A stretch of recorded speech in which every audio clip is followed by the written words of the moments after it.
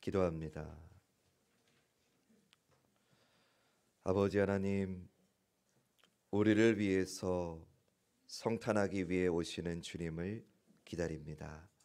이 시간 말씀으로 주님의 성탄을 기다리는 의미와 이유를 깨닫게 하여 주시옵소서. 추운 일기 가운데 이 세상의 한기보다 더 추운 삶에 지치고 고단한 영혼들에게 말씀의 온기로 성탄하여 주시옵소서. 주님의 사랑으로 성탄하여 주시옵소서. 예수님 귀하신 이름으로 기도드립니다. 아멘. 좋으신 주님의 은혜와 평강이 예배의 자리에 나오신 모든 분들과 함께 하시기를 간절히 소망합니다. 옆에 계신 분들, 앞뒤에 계신 분들 이렇게 축복하며 인사합니다. 우리 주님 오고 계십니다.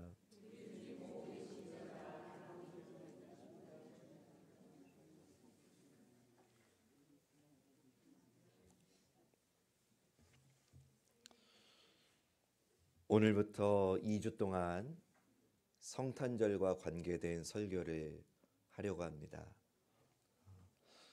성탄절과 관계된 설교를 하는데 오늘 본문이 좀 의아하시지 않았나 싶습니다. 우리가 잘 아는 탕자의 비유로 알려진 오늘의 본문이 성탄과 무슨 관계가 있을까, 이런 생각도 드실 겁니다. 오늘 비유는 예수님께서 제자들과 바리새인들에게 하신 말씀입니다. 당시에 종교 지도자들은 주님의 말씀을 듣고 깨우치고 또 회개하고 돌이켰어야 되는데 도리어 주님의 말씀에 마음을 닫고 화를 냈지요.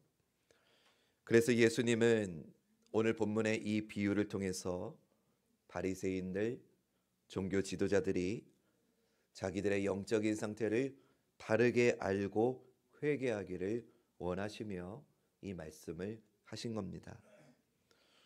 오늘 저는 같은 마음으로 하나님의 말씀 앞에서 우리의 영적인 상태를 바르게 알고 정말 우리를 위해 오시는 성탄을 바르게 기다리는 시간이 되길 바라며 오늘 말씀을 전하겠습니다.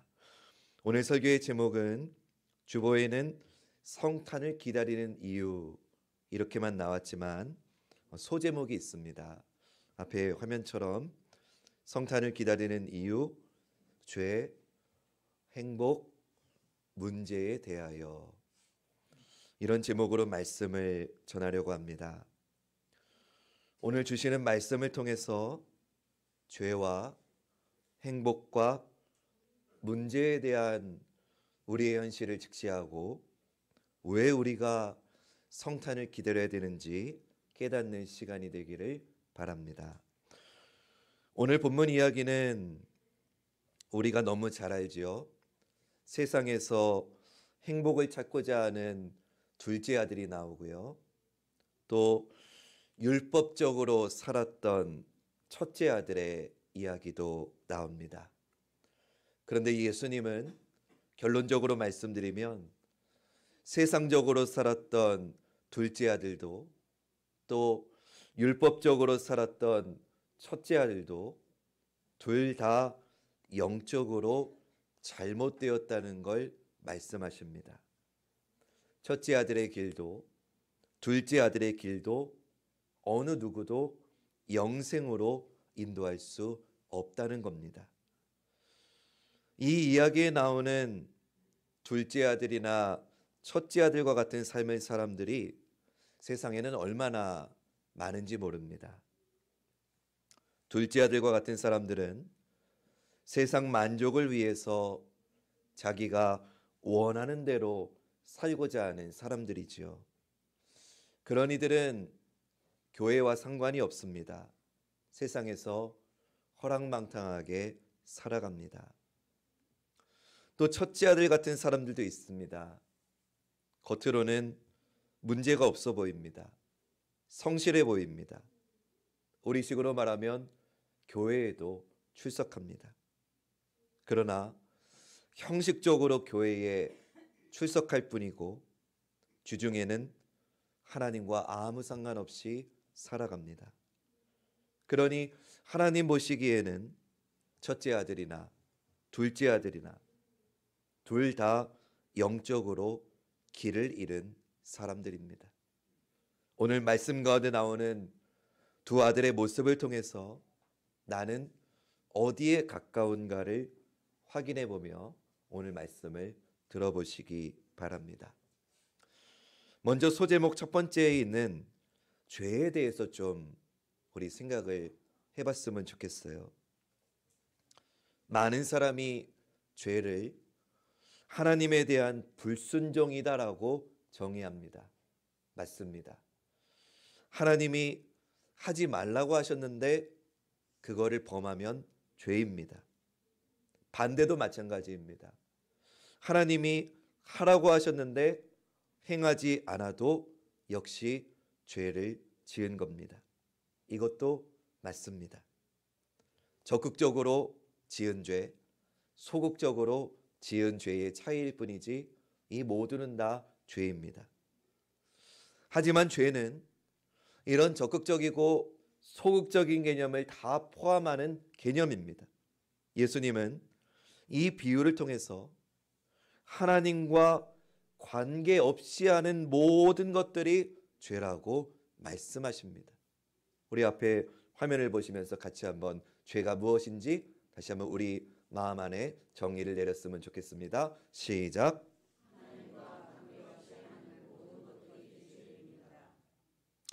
비유 속에는 두 명의 아들이 나옵니다. 먼저 둘째 아들이 가장 원했던 게 무엇입니까? 둘째 아들은 모든 것을 자기 뜻대로 결정하고 자기가 원하는 대로 살았지요. 그래서 그는 아버지에게 이렇게 말했습니다. 오늘 본문 12절과 13절 말씀 우리 함께 읽어봅니다. 시작. 그 둘째가 아버지에게 말하되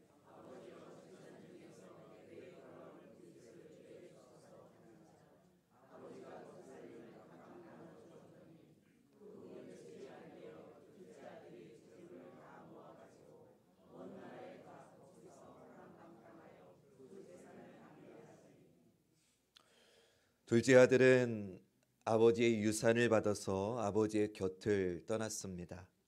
즉 하나님을 떠나서 세상에서 하나님과 관계를 맺지 않는 삶, 이 삶이 바로 둘째 아들의 삶입니다.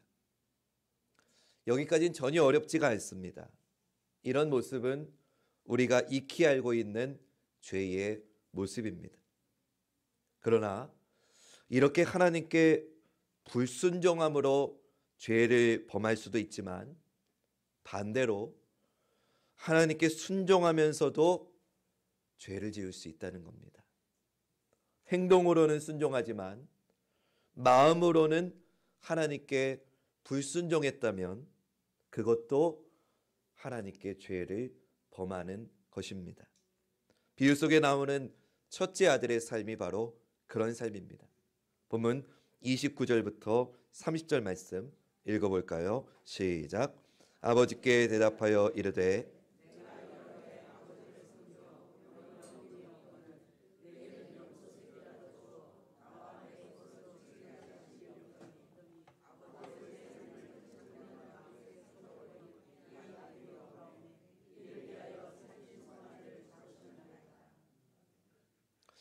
첫째 아들이 말합니다. 아버지에게 말합니다.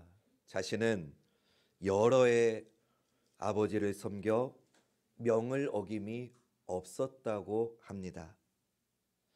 그는 둘째 아들과 다르게 아버지를 떠나지 않았고 아버지의 집에 머물러 있었습니다.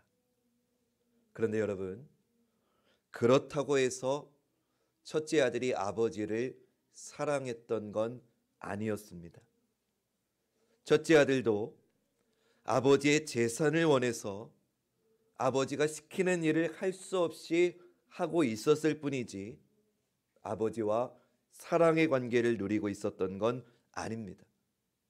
다시 말해서 첫째 아들은 아버지 곁에 있었지만 아버지와 관계없는 삶을 살았던 겁니다. 사랑하는 여러분, 오늘날에도 하나님 곁에 있으면서 하나님과 상관없이 관계없이 사는 사람이 얼마나 많은지 모릅니다. 주일에 교회에 출석은 하지만 형식적인 예배를 드릴 뿐 그 마음에는 기쁨이 없습니다. 자신이 원하는 바를 하나님께 구하지만 하나님의 뜻, 하나님의 마음 같은 건 알고 싶지 않습니다. 그런 이들은 대개 이런 생각을 갖고 있습니다. 내가 하나님께 순종하면 하나님은 내 기도에 응답하실 거고 나와 내 가족을 축복하실 거고 나에게 영생을 주실 거다. 아니 목사님, 그게 뭐가 문제입니까? 너무 잘하고 있는 거 아닙니까? 라고 생각이 드십니까? 다시 한번 들어보십시오.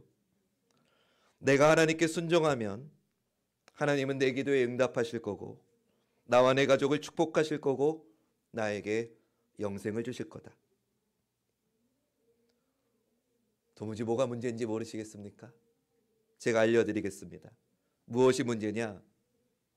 하나님 곁에는 있는데 하나님과 관계없이 사는 게 문제입니다. 이런 분들은 예수님을 내가 도움이 필요할 때 나를 도와주시는 분으로만 여기고 그 주님을 내 인생의 주인으로 인정하진 않습니다. 이것이 바로 예수님 시대의 바리새인들의 모습이었죠. 큰아들이나 둘째 아들이나 모두 아버지와의 관계보다는 아버지의 재산을 더 중요하게 여겼습니다. 아버지와 함께하는 그 자체로 기뻐하지 못했습니다. 두 아들 모두 아버지를 사랑하지 않았습니다. 그렇게 그들은 둘 다 아버지께 죄를 범한 겁니다. 다시 말씀드립니다. 죄는 하나님의 말씀을 어기는 것만이 죄가 아니라 하나님 없이 사는 삶이 죄입니다. 더 나아가서 교회 안에서 겉으로는 순종하는 듯이 보이지만 사실 하나님과 관계없는 삶을 살고 있다면 그것 역시 죄임을 우리는 알아야 됩니다. 사랑하는 여러분, 혹시 내 모습이 여기에 있다면, 혹시 여전히 내가 하나님과 관계없는 껍데기 종교 생활만 하고 있다면 그 죄된 나를 위해 성탄하기 위해 오시는 주님을 온전히 기다리시기를 주님의 이름으로 축원합니다. 두 번째 소제목, 행복에 대해서 좀 나눠보려고 합니다. 큰아들이나 둘째 아들이나 두 아들 다 돈이 자기들을 행복하게 만들어준다고 믿었습니다. 두 아들 모두 아버지와 함께함으로 행복을 누리기보다는 아버지와 관계없이 행복해지기를 원했습니다. 드러난 모습이 달랐을 뿐이지 마음은 똑같습니다. 한 명은 자기 마음대로 사는 길을 택했고 한 명은 율법적으로 순종하는 길을 선택했을 뿐입니다. 그러나 결과는 어떻습니까? 두 아들 모두 진짜 행복을 누릴 수는 없었습니다. 둘째 아들부터 볼까요? 둘째 아들은 자기가 원하는 것을 함으로 행복해지려고 했습니다. 그는 아버지가 준 재산을 가지고 아버지를 떠나서 자기가 원하는 삶을 살았습니다. 하지만 그는 아버지를 떠나서 행복하지 못했습니다. 재산을 모두 탕진한 채 어려운 지경에 빠지게 됩니다. 여러분, 이처럼 하나님을 떠나서 세상에서의 즐거움을 통해 행복해지고자 하는 사람들이 많습니다. 때로 이들은 자신이 원하는 걸 하기 위해서 하나님 말씀을 얼마든지 어깁니다. 뿐만 아니라 내가 원하는 것이 있다면 세상의 도덕과 윤리까지도 무시합니다. 첫째 아들을 볼까요? 조금 반대의 모습처럼 보입니다. 첫째 아들과 같이 율법적인 삶을 살면서 행복해지려는 사람들도 있습니다. 예수님 당시에 바리새인들이 이런 삶을 살았죠. 바리새인들은 구약을 열심히 공부하고 그 말씀에 순종하는 삶을 살았습니다. 그러나 진짜 마음의 중심에 있어야 될 하나님을 사랑하지는 않았습니다. 하나님을 사랑하지 않고 눈에 보이는 율법을 지키다 보니까 남들에게 보이는 외식하는 삶을 살았습니다. 하나님이 주시는 복을 받기 위해서 가식적으로 행동했던 겁니다. 그러나 결국 큰아들이나 둘째 아들이나 이 두 종류의 사람들 모두 행복에 대해서 잘못 이해하고 있는 겁니다. 덴마크의 철학자 스웨렌 키에르케고르가 이런 말을 했습니다. 하연이 잘 들어봐. 결혼해보라. 실망할 것이다. 결혼하지 말라. 실망할 것이다. 결혼해도 실망할 것이고 결혼하지 않아도 실망할 것이다. 하연아, 무슨 말인 것 같아? 결혼이 소용없다는 걸 말하려는 게 아닙니다. 이 철학자가 말하려고 하는 건 하나님 없는 결혼을 통해서 행복해지려고 한다면 실망한다는 겁니다. 미국의 경제학자 리처드 이스털린이라고 하는 사람이 1974년에 이런 주장을 했습니다. 소득이 늘어나면 더 행복해질 것이라고 하는 기대와 달리 우리의 소득이 일정 수준을 넘어 기본적 욕구가 충족되면 소득이 증가해도 큰 영향을 미치지 않는다. 이게 쉽게 말하면 돈이 많다고 해서 반드시 행복한 건 아니라는 겁니다. 사랑하는 여러분, 우리는 하나님과 관계없이 다른 것으로 행복해질 수 있는 존재가 아닙니다. 우리 앞에 화면 보시면서 같이 한번 선포해 볼까요? 시작.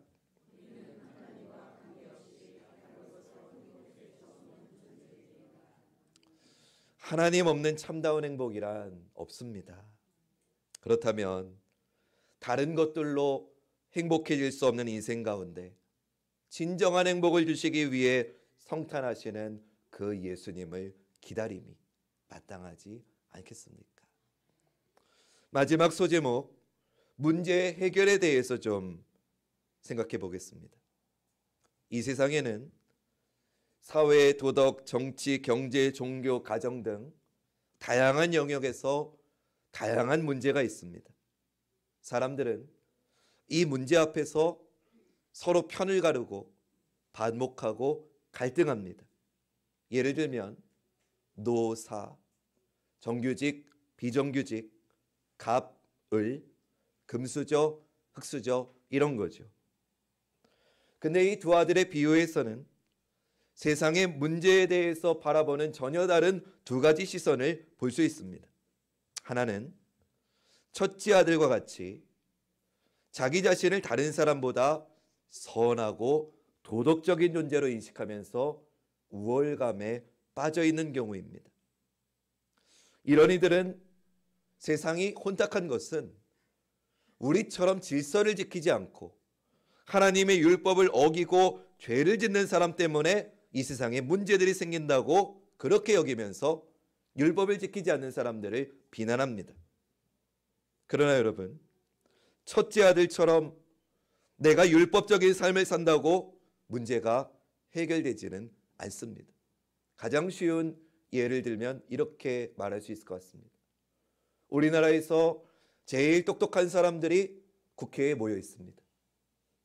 우리나라에서 제일 수재인 사람들이 나라를 좋은 나라 만들겠다고 국회에 모여 있습니다. 그런데 어떻습니까? 문제가 해결되지 않습니다. 그 사람들 얼마나 정직합니까? 얼마나 의롭게 삽니까? 얼마나 율법적으로 삽니까? 그러나 내가 율법적으로 산다고 세상의 문제는 해결되지 않습니다. 다른 하나는 이 세상의 문제는 편견적이고 보수적인 사람들 때문에 생겨난 거고 그렇게 그들을 비난하면서 세상은 내 힘으로, 내 지혜로, 내 실력으로, 내 방법으로 문제를 해결해야 된다고 여기는 경우가 있습니다.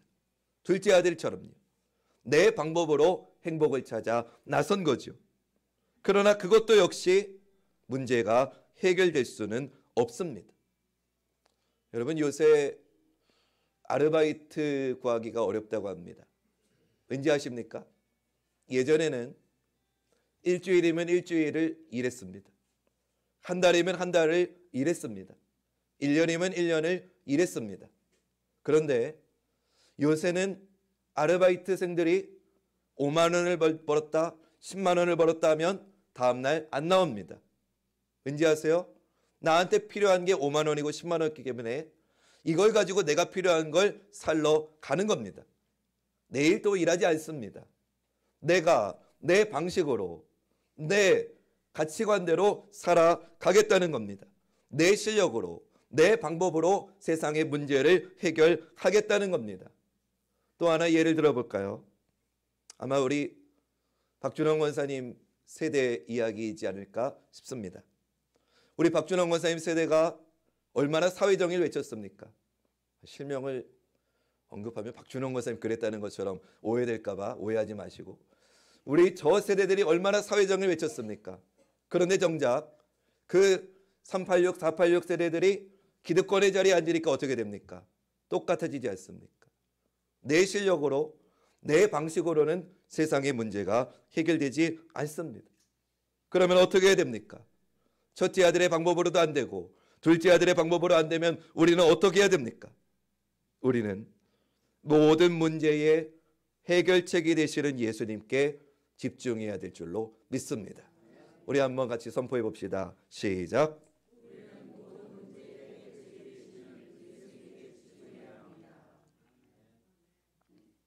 예수님은 말씀하십니다.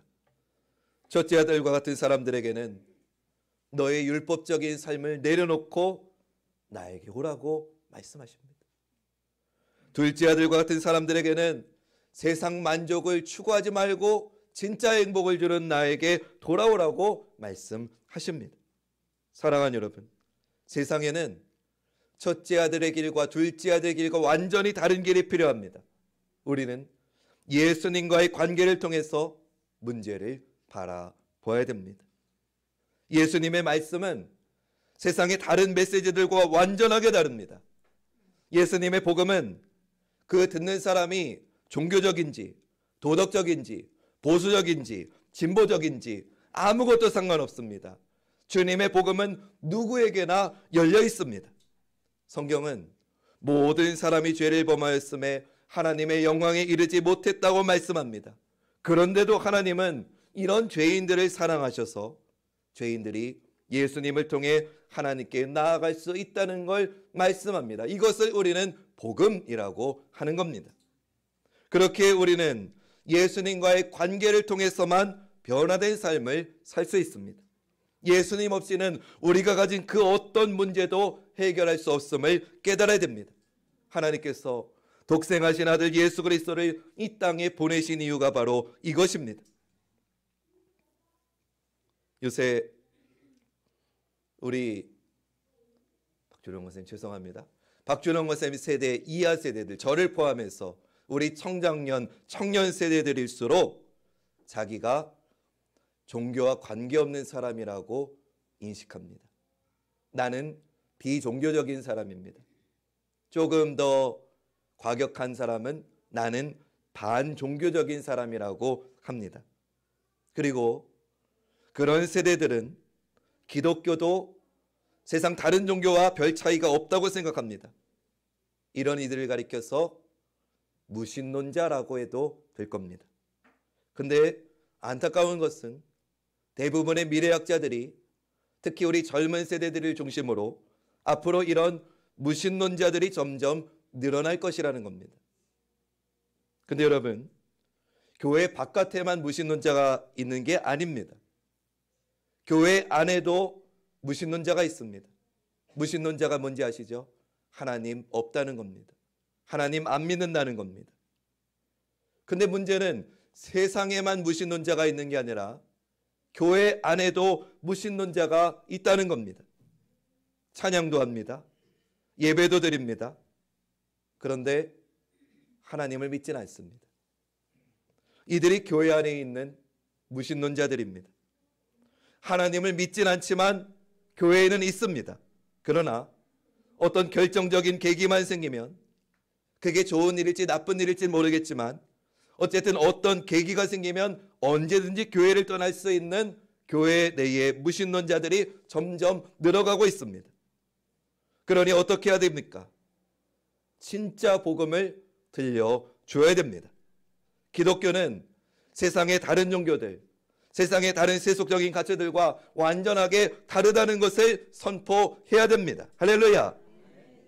처음부터 예수님을 떠나 살던 죄인들을 그 모습 그대로 영접해 주셨습니다. 주님이 오히려 거부했던 사람들은 독선적이고 율법적인 사람들이었습니다. 여러분 알고 있는 범위 내에서 성경이 그리고 있는 예수님의 모습을 한번 떠올려 보십시오. 예수님은 종교적이지 않은 사람들에게 환영을 받으셨습니다.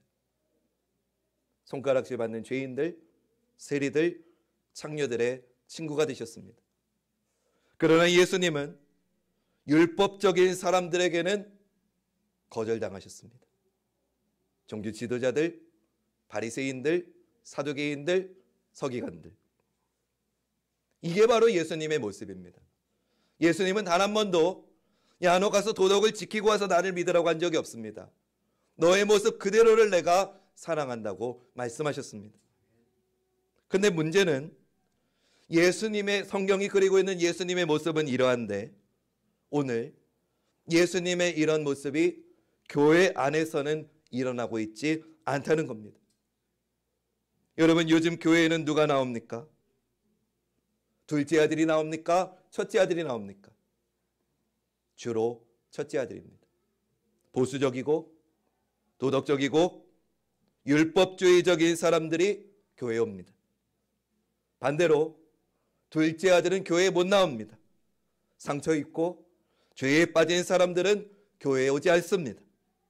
만약 교회 안에서 예수님이 하셨던 일이 일어나지 않는다면 그것은 예수님께서 전하셨던 복음과 다른 메시지를 우리가, 교회가 전하고 있기 때문일 겁니다.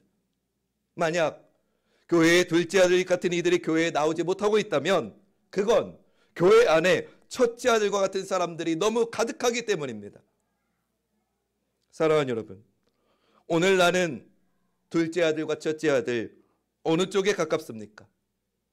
혹시 여러분 가운데 세상에서 둘째 아들과 같이 사는 분들이 있다면 나는 하나님 없이 살 수 없다고 고백하시기 바랍니다. 혹시 여러분 안에 첫째 아들과 같은 분이 있다면 마찬가지입니다.